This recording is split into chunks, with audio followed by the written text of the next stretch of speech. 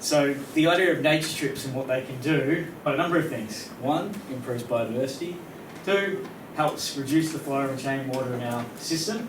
And thirdly, we're really opening up a concept that will lead us into having better tree canopy coverage, because an understory is vital for trees to grow and to blossom.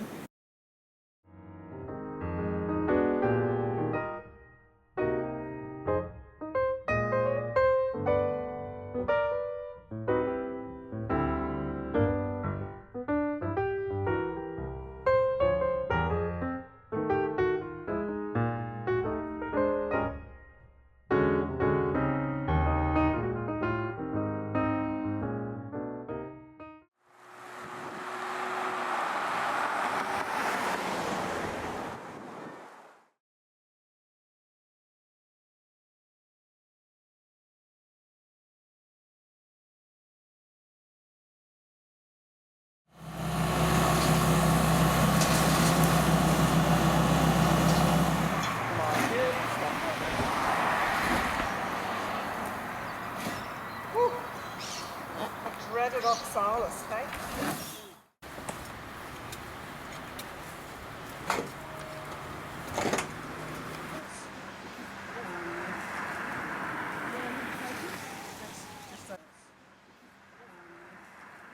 Car door to open on that edge.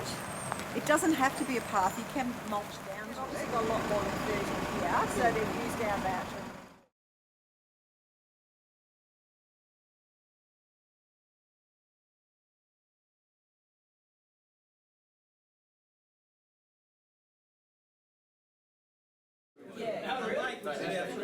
Feedback on the nature strip guidelines. The feedback we've had, most people said they're pretty good to follow, a few tricky bits. We'll add like a list of species that are preferred with a timeline.